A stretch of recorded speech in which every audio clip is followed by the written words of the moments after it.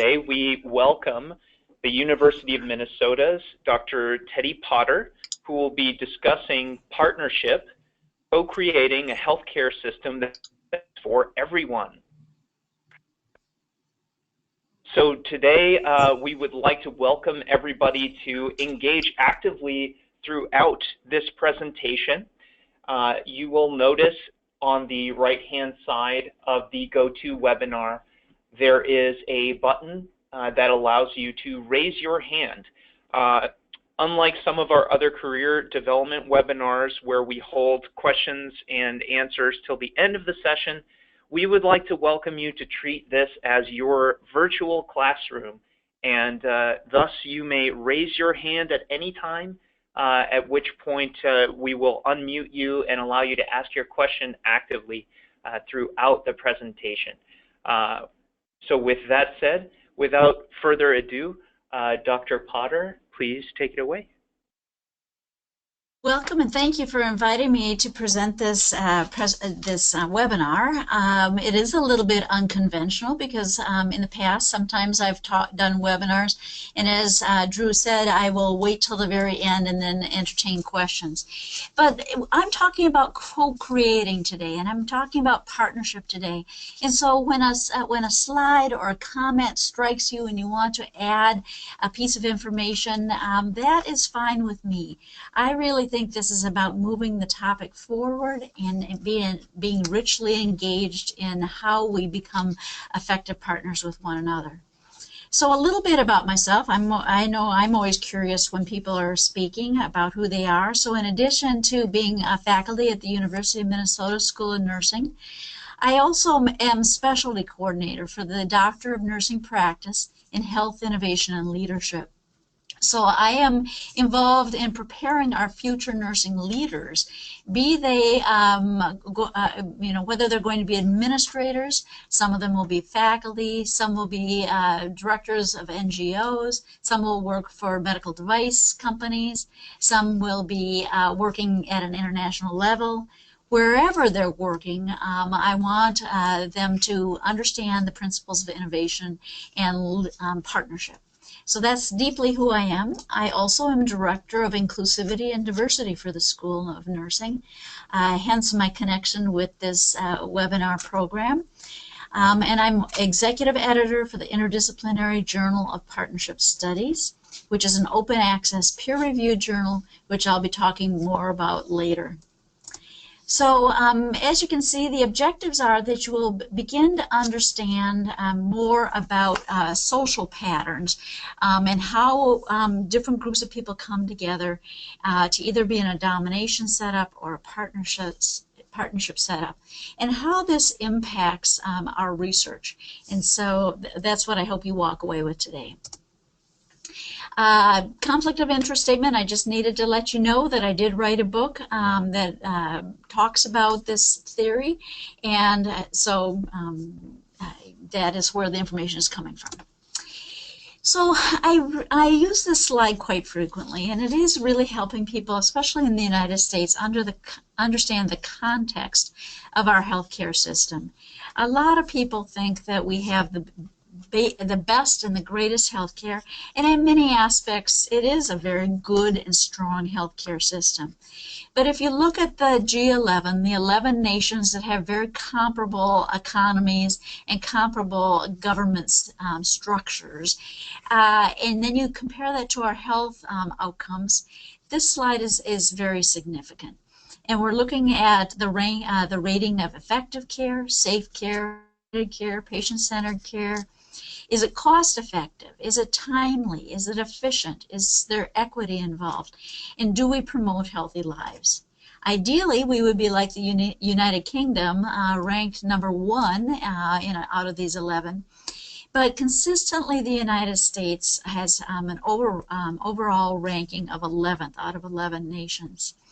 And then if you look at the very bottom row and the cost adjusted for US dollars, so this is not comparing pounds to dollars, this is comparing dollars to dollars, we pay 2 to 3 times for the dubious honor of being last compared to all our other nations that are comparable. So there's a problem here. Einstein's famous quote about doing insanity is doing the same thing over and over again and expecting different results. And in the past, we've expected that if we spend more money on healthcare, we're going to have different results. Clearly, that is not the case, because if you look back at this slide, we are outspending our nearest other nation by almost 2 times. So this giving more money, more resources is not the answer. Also, better science is not the answer. The United States is fabulous at generating new science, new products, new methodologies, and so that is not the answer. So what is? If those aren't the answers to that question, how are we going to improve our quality and our efficacy and basically have an impact on the Institute of Healthcare Improvement's triple aim? And I believe strongly that the issue is culture. We need to unpack the culture, not just of healthcare, but as of the United States as well. So that's what I'm going to be talking to you about today. In the words of organizational theorist Peter Drucker, culture eats strategy for breakfast. In that you can be having the best strategy, the best policies, the best plan in place, and if you have ignored culture, not factored culture in, then we have problems. So that's what I'm going to be looking at today, is culture and how we address healthcare culture. I will freely admit that this picture I chose on purpose, that the gopher is the mascot for the University of Minnesota, and this is a little gopher who did not factor in culture, did not take in culture into consideration. He did die smiling, so I will add that, but culture, if it's not factored in, is definitely a problem. And culture is something that we don't perceive or understand or aren't even always aware of. And oftentimes you'll hear people say it's just the way things are. And it's the huge elephant in the room. And I'm not from Africa, I'm from Minnesota. The largest mammal in Minnesota is a moose. But when I had a chance to go to the bush of Africa and see the elephants in their natural habitat, I was amazed. Somehow I thought these giant lumbering beasts would be noisy and you could hear them coming for miles, and nothing could be further from the truth. The pads of their feet are almost like little bedroom slippers. They're just soft and very quiet, and unless they're tipping down trees or browsing for their dinner, you do not hear them. They emerge silently, and it is quite amazing. And so I use that metaphor for culture, you do not perceive it, you oftentimes do not see it until something is going dreadfully awry, and then you become aware of it. So in the United States, our culture, one of our cultural tendencies is to rank. We rank everything. We rank universities, we rank kids, we rank teams, we rank people, and we're constantly talking in terms of winners and losers. That's part of our culture. We say it's the way it is. It's the way everybody works, isn't it? And I'm here today to offer an alternative. It is not the way everybody works, and there are other models for cultural or structural assembly of how humans meet and are in relationship to one another. And that fierce commitment to ranking, everything is ranked, has some downsides. When I first came to the university, I was just amazed at the levels of ranking in the university. You've got your teachers, you've got your adjuncts, you've got your instructors, then you've got your assistant faculty, and then your associate faculty, and then your full professors. And even they go as far as to rank which college or school in the university has better standings. So it permeates everything. And there's nothing wrong with rank based on excellence, that people attain a certain level of excellence, but that's oftentimes not how rigid hierarchies are used. Oftentimes they're used to hold people down or limit people's full potential. And we also see ranking in science. As a scientist, I know very well which types of studies are ranked or considered higher than other forms of studies. And this impacts the type of science we generate, the type of knowledge that guides us moving forward. In healthcare, ranking permeates everything. And the problem with this is if you have a rigid ranking system, so it's chief officers on top, your CEO, CMO, CNO, CIO, IO, CII, however you want to put it together, the C-suite group, if they're up on top, if they are using or abusing rank, then you've got your providers, and those providers are all ranked. And we can all point to this and say, this provider is ranked above this provider, or this healthcare worker is ranked above that healthcare worker. This specialty is ranked above that specialty.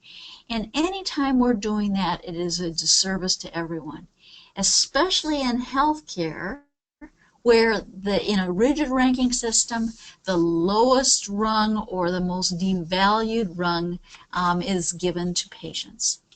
In education, the lowest rung or the most devalued rung is given to students.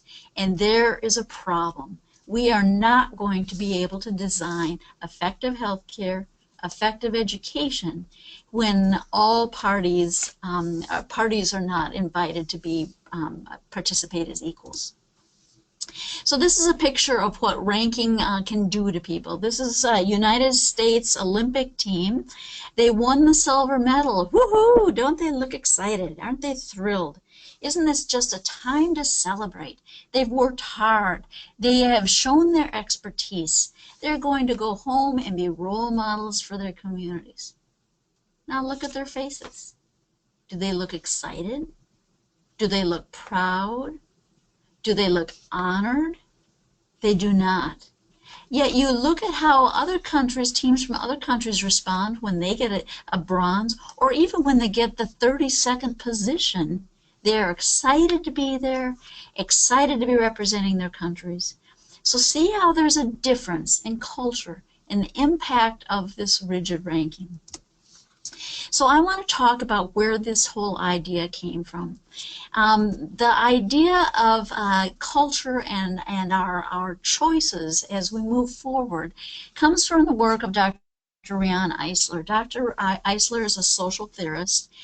And I want to pause to just share a brief story about her background. She grew up in Vienna, Austria as a child, and she remembers Kristallnacht, the night of shattered glass, when the Gestapo came in and the brown shirts came in and shattered the Jewish shop owners' storefronts. And they came into her father's shop and started to take the father away. And she remembers seeing this as a child and being horrified, absolutely horrified, and watching the mother stand up to these what they're called brown shirts, watching them stand up to the Gestapo and say, "How dare you? He gave your family extended credit so you had food on the table. He participated with you. He hired you in the summertime. You worked with us. You're our community members.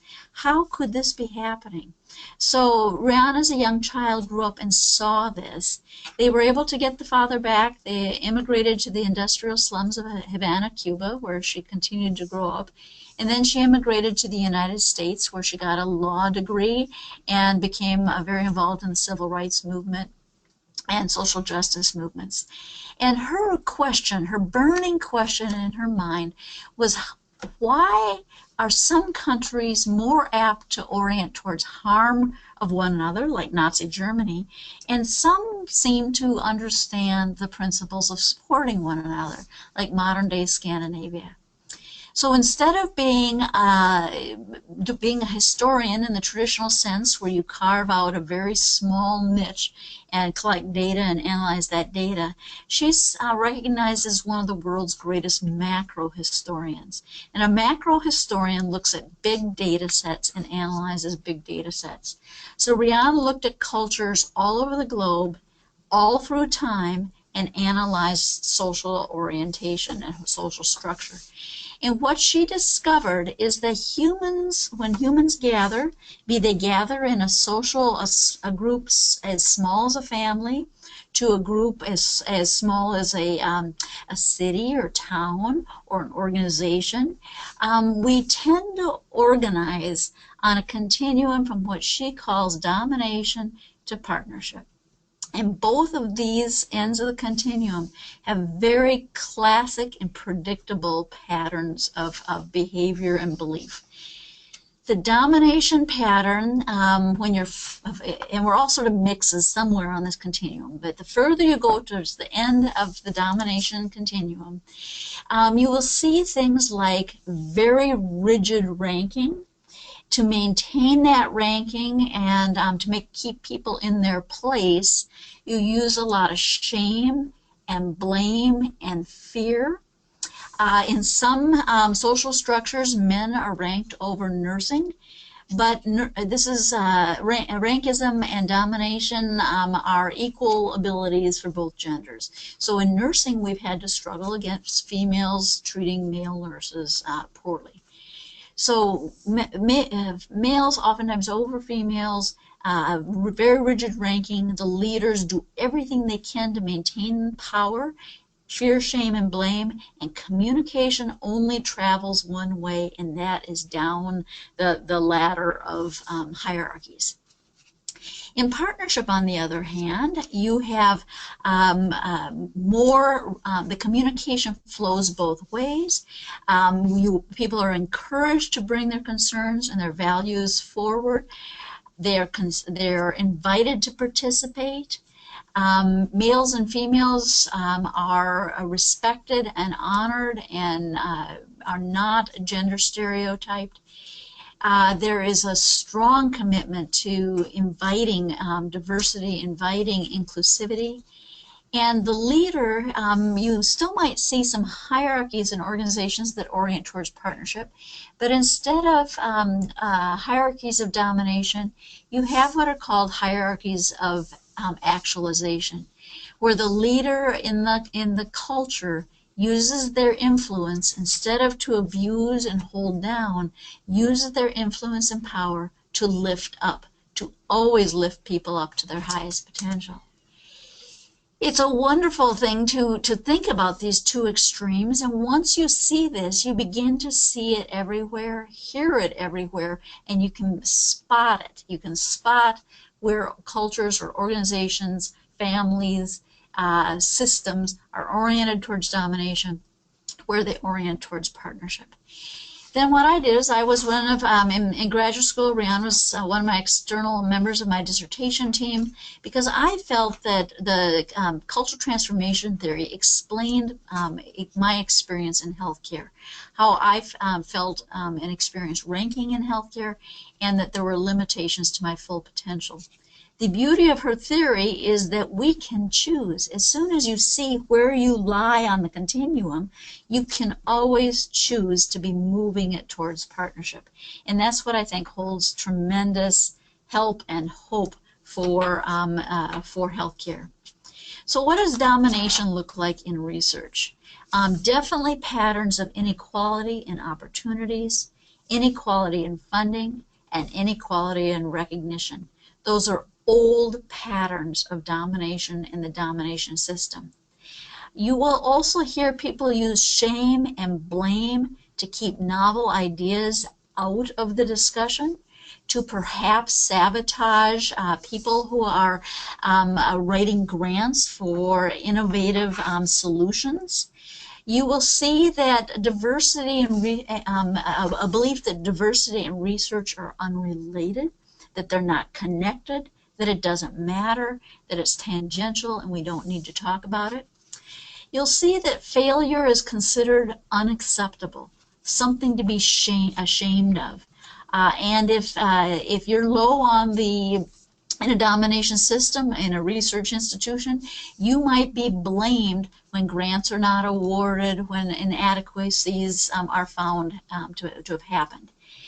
Collaboration is viewed as a threat. The last thing you want to do is share your ideas with someone else. There's a great deal of fear of stealing, that, that something's going to happen when you enter a communal dialogue. Partnership, on the other hand, really looks at establishing equity and always questioning if you are, if these standards are being looked at and examined. What are the numbers of awards that are allotted? What's the funding? What's the recognition? Are all people being lifted up? One of the things my students hear me say a lot is, we all move ahead when no one is left behind. And you wouldn't, I feel so strongly about that we need to be all moving ahead. Similarly, in a partnership environment, novel ideas are encouraged and supported. This is particularly important related to diversity.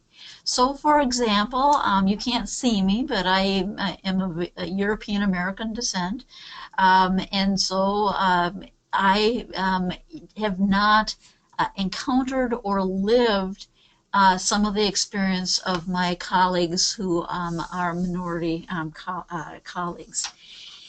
Because of that, because I have not lived that experience, when I ask an inquiry, when I pose a question and look at a possibility for research, I am posing it from my lens, my perhaps even unconscious cultural baggage that I come from. I am therefore not posing the research questions that are going to have the greatest impact on the communities that are harmed the most. So if we want to move the dial on health disparities, we need to have diverse researchers in our mix, asking questions that come from their own lived experience. And when I say diverse, I mean diverse in its broadest term. We need different researchers from the different racial and ethnic groups. We need researchers that are perhaps from different ages. People from rural and urban. People who are maybe first generation to go to college, and people who perhaps have come from a long tradition. We need people who grew up or spent time learning outside of the United States, who perhaps are immigrant or naturalized citizens, or visiting scholars. We need to have both genders and all gender preferences, sexual orientations, people of faiths represented. We need to be looking at the research table and say, who's missing? Who's missing?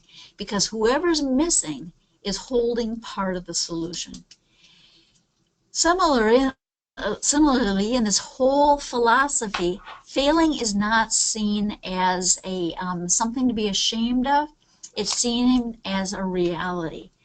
You can present the best idea, the best hypothesis, do your work, and not be flawed in your work or your methodology, but the answers do not prove out to guide you, or the results do not prove to guide you where you thought they were going to go. That's not a matter of shame, that's failing. It's failing forward. And when you publish that, when you bring that forward, then the next person can learn from your work and move forward and advance our knowledge incrementally, so people aren't making the same mistake. Again, we see that in a domination system as failure. It is not failure, it is moving forward one step at a time. Radical collaboration in a partnership system is encouraged and rewarded. And I'm speaking about radical. I am an interdisciplinarian, meaning that on the University of Minnesota campus, I'm teaching one of our Grand Challenge courses. It is called the Global Climate Change, Empowering the Movement. And I'm a nurse teaching with a soil microbiologist and a professor in fish and wildlife. As an innovation specialist, This is the milieu or the environment for innovation and creating new knowledge. When you bring people together that think differently. In healthcare, that's going to be imperative that we bring people together that think differently if we are going to generate solutions, if we're going to move us from number 11 closer up to our friends in the United Kingdom. So domination runs deep. It is absolutely essential that we take a systems approach and that we are constantly looking where is it raising its ugly head so that we can move forward. So we need to look at our education system. That's oftentimes where it starts. If you, right about now, maybe I've talked enough that you're starting to go, oh boy, I know a dominator in our system. I'm very aware that that's their orientation. I want us to step back a little and instead of thinking as the people who live according to a domination paradigm as jerks, we need to be thinking of them as they are the product of the way they were raised. They're the product of the model that perhaps their family oriented with, perhaps their neighborhood was oriented with, perhaps a school system they experienced top-down, hierarchical, abusive, shame, blame, and fear-oriented education. So what does that produce? It produces scientists and healthcare workers and providers and teachers and everyone who's oriented that same way. It's the only way they see. So we have to be involved in education and really looking at how people are prepared and working through, when they've been experienced domination, working through ways to invite them into partnership.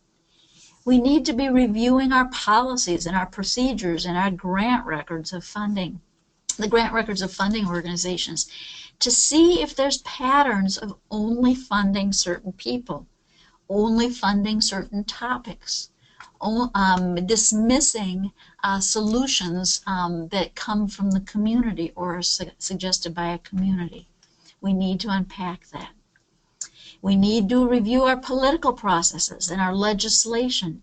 And I will dare say we need to review our political language, because some people think that if I'm being dominated now, all I have to do is gain more power over the people that currently oppress me.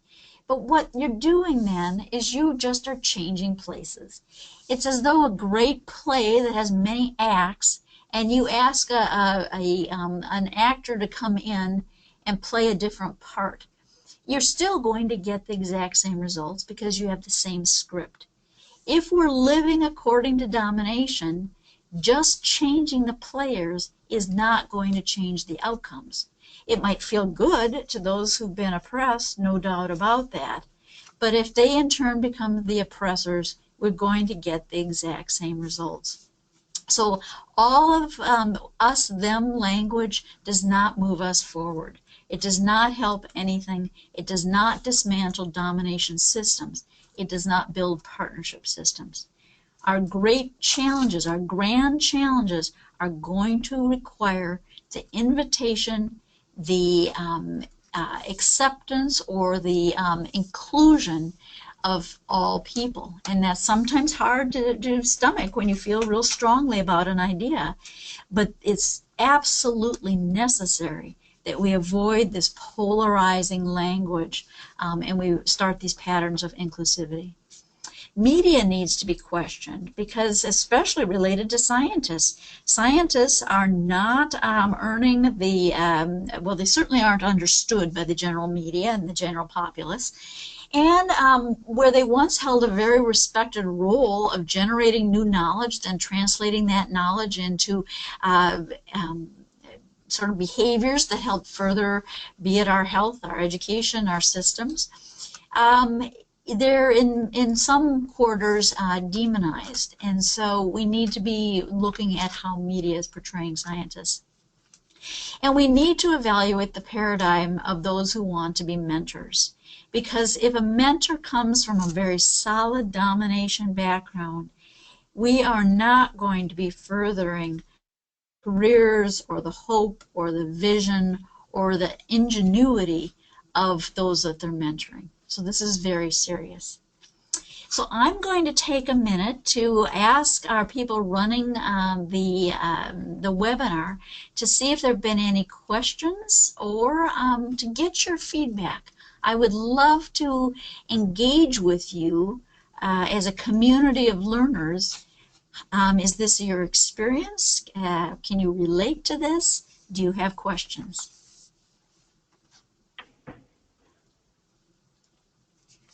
So we do not have any hands raised or questions in the pipeline from throughout the presentation thus far. Okay. However, at this time, you are actively invited to raise your hand or share any of your thoughts or responses thus far. How have you been impacted by a domination approach to science? Are any of these concepts resonant to your experience in the lab or in your research or career thus far?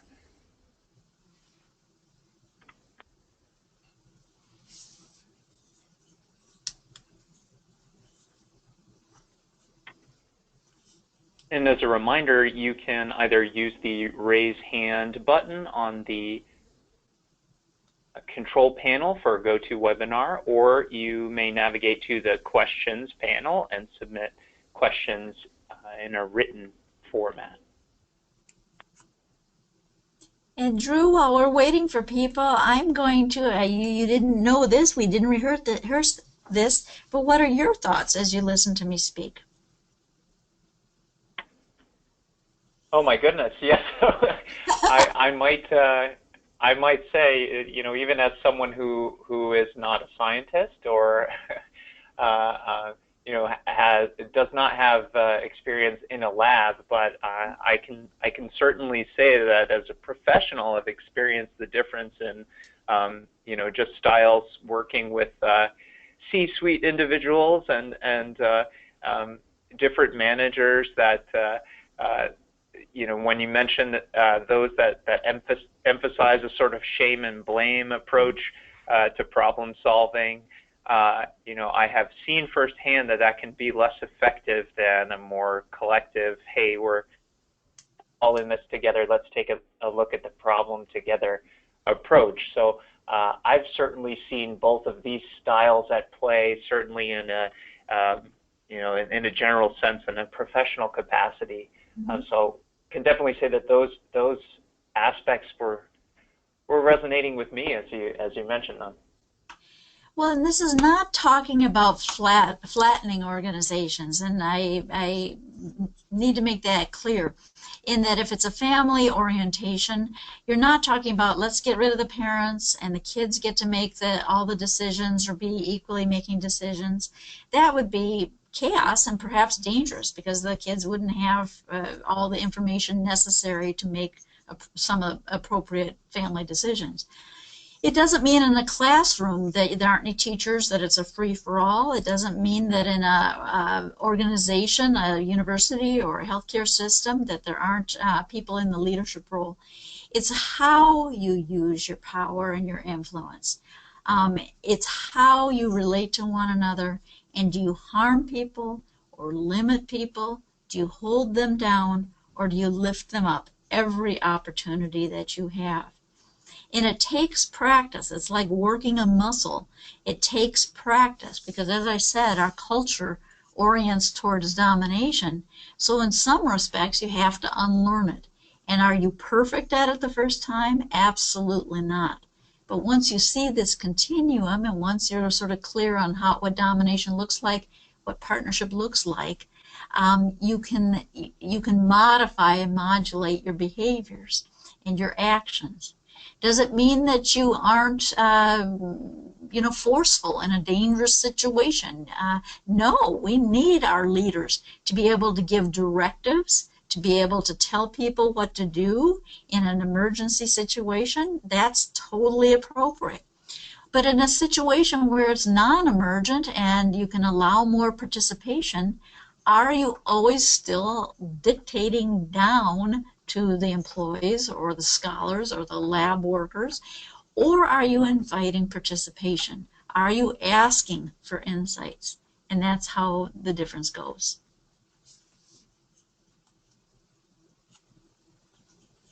So feel free to jump in with questions or chat. Sometimes written questions are able to be a little more comfortable for people, and I certainly will pull them forward as we move ahead. So let's talk about partnership mentoring, because I think this is really important. Again, bottom line is who's missing from the table. So I would advocate that we need to do all that we can to scrutinize science, scrutinize education, healthcare system, other systems, and say which voices are not represented. Then go out and find people, encourage people. You might need to start in high school. Go to the high schools. You might need to start even earlier than that. But that is not an excuse. Go out and find people. One of the experiences or programs at the University of Minnesota is we work very closely with our schools, and we have a program for parents of young kids. We're talking about kindergarten and first grade. And the parents go through, I believe it's 6-week, 7-week program on higher education, what it means, what standardized testing means, what type of course selection your child might need to take, what does a grade mean, how are applications written, so that people come with an equal toolkit on how education works. How do you get into the education system? Basically demythologizes the University of Minnesota. But if you've never had somebody in your family attend a university or a college, how will you necessarily understand how to advise your child on SATs, ACTs, which courses to take, why it's important to study and do homework, etc. So we're beginning very, very early teaching the parents about higher education and how they can help their kids be successful. There's a perfect example of partnership. And so we want to be asking who's missing from the table and do very concerted outreach to communities, especially that are missing. In the whole idea of partnership-based mentoring, we want to recognize that diversity is the key to solving our grand challenges. From health disparities to climate change, it is going to require broad spectrum and a broad depth of knowledge and different ways of viewing things. So when I speak to nursing students, I say everything is nursing. Why am I interested in climate change? Because climate change is health. Why am I interested in the health of community policing? Why am I interested? Because a just and fair legal system is health. Why am I concerned about our food and our agriculture methods? Because our food and access to food is health. So we need to be adding in these knowledge conversations across disciplines. We have received a question. Okay, great. So in the chat, Romeo has asked, does the promotion of quote-unquote leaning in just create more domination in partnerships? Thank you, Romeo, for answering that, or for asking this question. The idea of leaning in is a little bit about the idea of showing up. The idea that instead of being on the periphery and not participating, lean into the dialogue, lean into the conversation, and engage and participate. It's a worthy philosophy, but layered on top of a domination system, it can be very dangerous for people who lean in, then are not accepted. Layered on top of a partnership system, It's fabulous. We want to encourage that level of engagement and participation. But you see how underlying, whether it's leaning in or Six Sigma or any of our other leadership or organizational practices, if we layer those on top of domination, they just don't work. So we need to be looking at culture. And I would like to invite you, Romeo, if you can type, to see if you have an additional piece that you want to ask me. Did that make sense to you? Or do you want to add a further comment?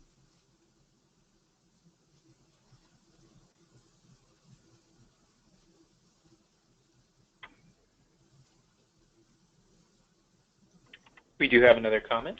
Okay, great. Romeo says that makes sense, and she appreciates the distinction. Wonderful. Romeo, it sounds like you and I would have fun sitting at the same table. And I hope you feel supported in your work. I hope you feel as though you can now recognize the partners that you can begin to create alliances with. One of the things in movement building that has been very helpful is the whole idea of a spectrum of allies. And if you are not familiar with that, if you think of sort of how a spectrum works, the spectrum of allies says that there are going to be people out there that are active allies. They get it. They are there for you. They are there to be wonderful, engaged in your ideas, help you give good constructive feedback. So we want to engage active allies. But there's also passive allies, people that really might support you, your ideas, your vision, but have not been asked yet or are not active. And so we want to first pull in the active allies and then the passive allies by inviting them with an ask. Would you read this paper? Would you give me feedback? Would you help me understand which journal would probably be the most important to submit to first? You want to pull those folks in. Then the next sort of section of the spectrum is neutral people. And the neutral people are people who just kind of haven't made a decision. And those you would pull in after you've done active allies and passive allies, then go for neutral allies. Past that neutrality point, we have passive opponents. The people who really don't like your ideas, are opposed to them, opposed to your work, opposed to the science that you're doing, but they're not doing anything about it. They're not going to harm you or stand in your way. Eventually, when you have enough active allies, enough passive allies, enough neutral people in your camp, and you've built this coalition, the passive opponents oftentimes will swing over. They're kind of like, wow, I didn't realize I'm outnumbered. Maybe I better get on the bandwagon here and join this movement. And the last group in the spectrum of allies is your active opponents. And those are people who are trying to thwart your work, limit your work, keep you contained. And quite frankly, they will do that no matter what you do. You could work miracles. You could turn, pennies to gold, and it would not matter. They are going to be your active opponents at all times. And generally, don't bother about, inviting them into the whole dialogue. They will be miserable, and they'll cause misery for you. So concentrate on the people that are your natural allies. But I am here to say it's a real human tendency to think, if only I can convince these naysayers, these people that are most against me, these people that are really mean to me, to really listen to my work, then they'll join me. Logically, they'll join me. Quite frankly, there isn't a logic oftentimes to the active opponents and how they relate to you. So those are not the people we want to invite first. Look for your active allies, look for the passive allies, and begin to build your trusted group of community that you can move your work forward with. That's a long way of saying practice hierarchies of actualization, where if you are given power, if you're given influence, you use it at all times to lift people up rather than keeping people down. The old image, the domination paradigm, is a belief system grounded in scarcity. If I give you power, I will have less power. If I give you more assets or resources, I'll have less assets or resources. If I give you more credit, that'll mean less credit for me. That's an old way of thinking, whereas when we lift one another up, celebrate the accomplishments of one another, energize each other with new ideas, we all move up together. And it's pretty amazing how that works. Then I also want mentors to consider artfully balancing innovation and tradition so that you're open to career and research funding opportunities for people from underrepresented communities. This is really important because sometimes I hear decisions being based on the way we've always done it, the way things have always occurred, the types of grants that we want to get, the ones that are most prestigious. And I want us to question and push us a little further into, are these old traditions benefiting us? Are they moving us ahead? Or are they causing us to limit our work and our ideas and curtail our innovation? That is harmful to us all. So I want to invite us to be questioning the balance between innovation and tradition, certainly honoring, recognizing tradition when it's helpful and it lifts us up, but when it's harmful, let's question and critique it. That's just fine. Any other questions or comments or things that you want to contribute to the dialogue?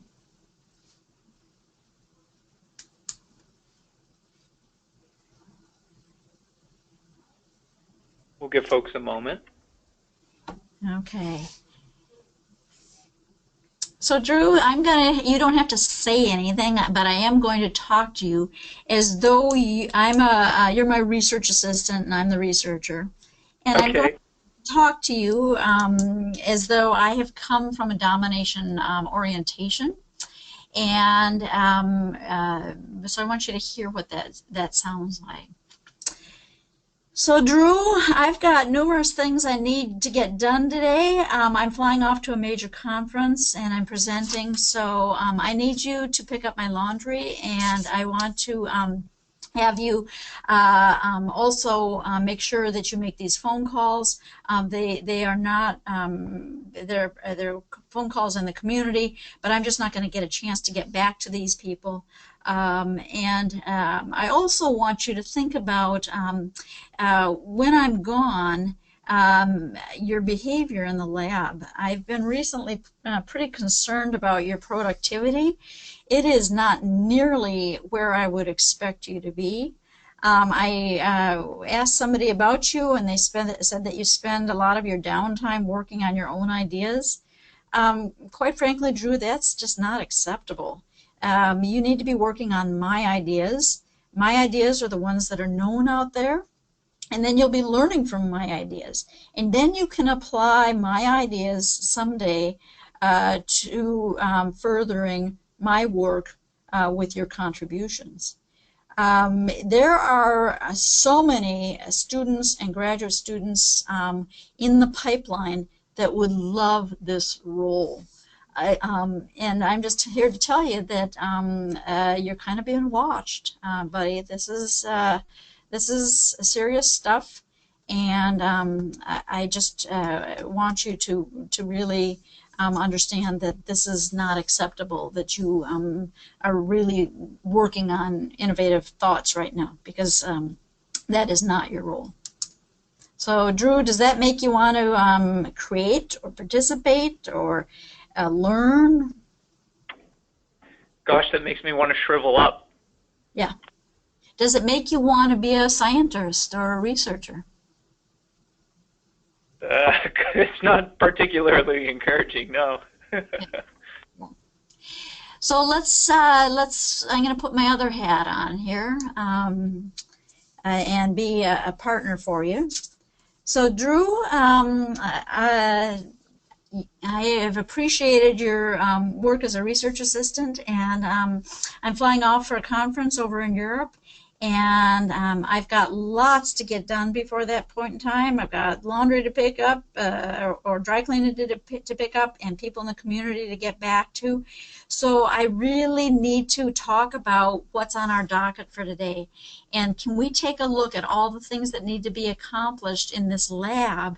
And I'm going to ask if you can pick up some of the things in the lab that I traditionally do and move into a role that perhaps might be new for you, but it will free me up to make these last, do these items before I leave town. I really believe in the work you're doing. You have worked very well on this project and on this experience. And I understand from some other people you're even able to balance that with your own thoughts, your own ideas, your own research. You're starting to engage that. That's fabulous. I realize I'm dashing out the door for my trip, but when I get back, I would so love to sit down with you and find out what you're doing. I would love to hear what is exciting you, what your questions are, what your challenges are. If you're open to it, I would love to see if there's a way that I can connect you with potentially other researchers or other funding sources or people that might be able to further your work. That's just really important to me, that as you assist me with my work, I also fully acknowledge that your work is going to contribute to moving us forward as well. So I'm glad you're here. Your input is vitally important. I trust that when I'm away, the lab is going to hum, and I'm available to you if you have questions or concerns. But let's get a calendar date on our schedules to really sit down and talk about your work, your inquiry, and where you want to move in your own career. Is that okay? That would be great. Thank you. So Drew, how does that feel? Yeah, it feels so much better. There's such a big difference. It feels like in the latter example, you trust me, you care about my development, and I can feel the difference in this scenario where I would want to do a better job for you in the lab itself if that were your approach to sort of coming from a partnership. We're in this together, and the goals of the lab and your work matter, but each individual's goals matter too. Great. And for our listening audience, this was not rehearsed, it was not scripted. I just spoke this out of a domination paradigm, and I spoke it out of a partnership paradigm. I can, depending where I speak, I can use similar approach with what it's like when we talk to a patient, what it's like when we talk to a colleague, what it's like when we talk to community members, perhaps in our research. When you use domination, it shuts things down. It creates fear, it creates shame, it creates environments where people do not want to collaborate, do not want to work together. It creates really hopelessness and despair. When you move into a partnership orientation, it creates a sense of excitement, energy, possibility, potential, involvement, trust, all the things that we need in order to solve our grand challenges. So it really is a very effective approach.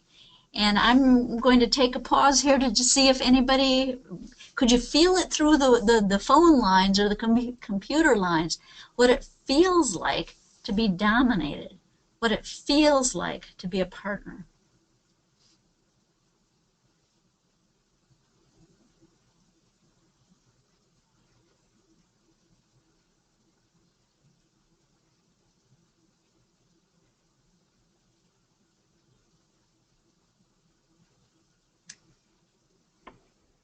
And for all of us to be realizing that how people feel carries with them and travels with them and stays with them for a very, very long time. So that people, it might change their career path. It might change their education. It might change their belief that some of the science that they had been so hopeful to help create is not possible or not something that they want to participate in. They're missed opportunities every time domination is allowed to thrive.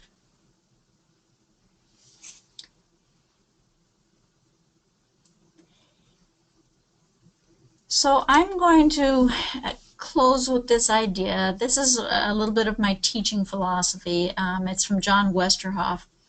And he says that all life is a journey, a pilgrimage, and the teacher is simply one who goes on the journey with us, knows where the water is, sings, dances, and points a lot. That's exactly how I teach. That's exactly how I relate to my graduate students. I believe I've been on the journey. I can point to the water and I can point to the problems and I can say, don't step here. This is smooth sailing, but this part of the path is rocky. I can share all that, but I bring my joy to the relationship and the experience going forward. And what happens because I partner with my students is they far exceed my wildest dreams on where they take their career and their graduate degree.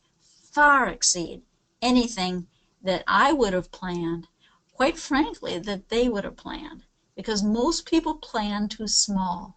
They plan and think of themselves in small terms. I can only do this. I couldn't possibly do that. How could I ever think that I could make a contribution? We all carry, as victims of a domination culture, that sensibility. But when you partner with somebody, when you free them to fully expand into their abilities and their full potential, they just jump over any bar that you have set. It's not a matter of meeting the bar. It's jumping over it and exceeding it. So I don't know if you are a researcher or a mentor or a mentee or a scientist. I don't know if you're faculty. I don't know if you're in healthcare. I don't know if you happen to be running the webinar like poor Drew who got pulled into this. Hopefully we can all work together to create these partnership cultures that lift all of us up, because that's what's going to really provide a hopeful for future for the next 7 generations. So Drew, do you want to bring us home then? Yes. So in fact, we have just a couple of minutes left, perhaps time for a final question. But first, we do have one additional question from Romea, who says the following. Many teams are involved in virtual or remote collaborations these days, case in point right now. What are ways to minimize the influence of dominance when working with virtual teams? Well, I don't think virtual makes it any more challenging necessarily than actual teams. I think it really is about orientation. And so part of forming a healthy team is having a dialogue very much up front of what it means to be a team, who's going to be responsible for what, how you're going to interact, how you're going to listen, how you're going to respect one another's ideas, and how you're going to trust each other enough to call each other on when something doesn't feel right. That's really important to counterbalance threads of domination, Romeo, is to be able to have a team agreement that, boy, when I'm feeling scared or afraid to verbalize what my thoughts are, something is amiss. Something we've gotten off the path of what it means to be a team oriented towards partnership. And we need to be able to say that. I'm feeling shame right now. I'm feeling fear right now. I'm feeling that I'm not being listened to or that I'm disrespected. We need, if you orient the team around those values, it doesn't matter if you're virtual or live. Most of my courses are taught online, and students are scattered around the United States, and it doesn't matter. They come together in this community of learners and have robust engagement as full partners. So I want to close with an invitation for you to take a look at a resource. The resource is the Interdisciplinary Journal of Partnership Studies. This is a journal that's hosted by the University of Minnesota Library System. It's co-sponsored by the Minnesota or the U of M Libraries, the School of Nursing, and the Center for Partnership Studies.